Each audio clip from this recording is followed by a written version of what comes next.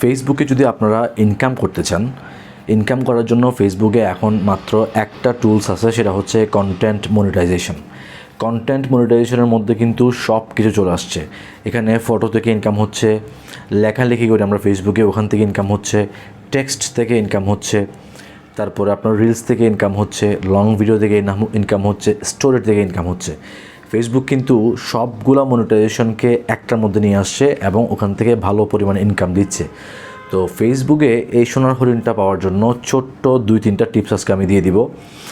যাদের পেজটা অনেক বড়, যাদের পেজের মোটামুটি বড়, তাদের জন্য একটা টিপস, আর যাদের পেজ ছোট তাদের জন্য একটা টিপস। 2টা টিপস দিব।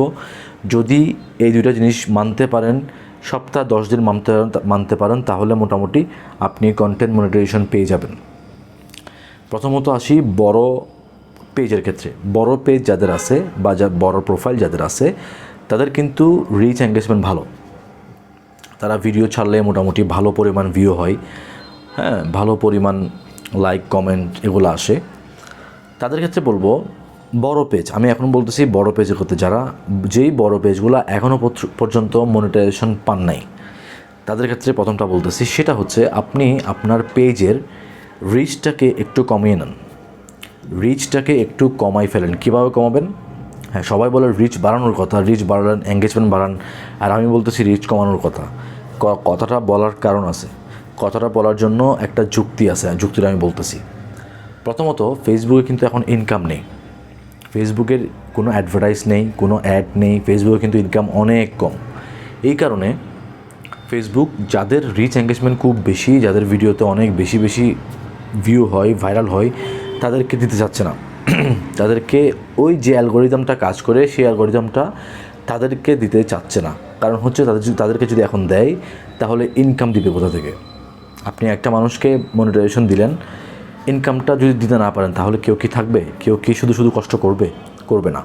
এই কারণে আপনার বড় যারা আছেন, তাদের পেজের এঙ্গেজমেন্টটা, রিচটা একটু কমিয়ে ফেলেন। রিচটা কীভাবে কমাবেন?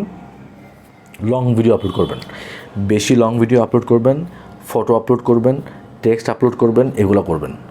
ফটো দিয়ে ভরিয়ে ফেলবেন পুরো পেজটা। ফটো মানে সকালে একটা, দুপুরে একটা, সন্ধ্যায় একটা, এবার ফটো দিয়ে শুধু ভরাই ফেলবেন পুরো পেজ। এবং লং ভিডিও দিবেন। সাধারণত নর্মালি যেটা হয়, রিলসের রিচটা বেশি, লং ভিডিও রিচটা একটু কম। এবং ফটো যেই পেজে সবচেয়ে বেশি ভিডিও দেওয়া হয়, সেই পেজে যদি আপনি হঠাৎ করে একটা 2-3টা ফটো দিয়ে দেন, তাহলে কিন্তু ওই রিচটা কমে যাবে। এটা হচ্ছে নতুনদের জন্য। আপনি 10 দিন এটা দেখতে পারেন, আমার কথা মতো 4-5 দিন, 7 দিন, 10 দিন ম্যাক্সিমাম এটা দেখতে পারেন। এটা দেখার পরে যদি আপনি কাজ না হয়, তখন আমাকে বলবেন। এটা একটা। সেকেন্ড হচ্ছে যাদের নতুন পেজ, তারা কি করবে? নতুন পেজের পাওয়ার সম্ভাবনা আরও বেশি। নতুন পেজের এমনিতে রিচ এঙ্গেজমেন্ট কম, এমনিতে রিচ কম, ফলোয়ার্স নাই, কিছু নাই। নতুন পেজের ক্ষেত্রে আপনাকে বলি, ফলোয়ার আস্তে আস্তে বাড়ুক, কোনো সমস্যা নেই ভাই।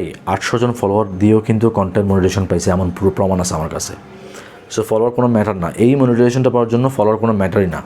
আপনার নতুন পেজ বা প্রোফাইল হলে সবচাইতে আগে আপনি পাবেন, আমার যা মনে হয়। এখন যে অ্যালগোরিদম, আমার মনে হয় যে যারা নতুন ক্রিয়েটর, যাদের মাত্র 1000-1200 ফলোয়ার, ভিডিও ছাড়লে 100-200 ভিউ হয়, 50 ভিউ হয়, ফটো ছাড়লে 1-2টা লাইক আসে, তারাই সবচেয়ে পাওয়ার সম্ভাবনা বেশি এখন। সো এই জিনিসগুলো মেনে আশা করি যদি চলতে পারেন, কন্টেন্ট মনিটাইজেশন পাওয়া খুব একটা কঠিন বিষয় না। এখন কিন্তু গণহারে সবাইকে দিচ্ছে, আপনারাও কোনো একটা সকালে পেয়ে যাবেন আমার মতো। ধন্যবাদ সবাইকে, আশা করি সবাই ভালো থাকবেন।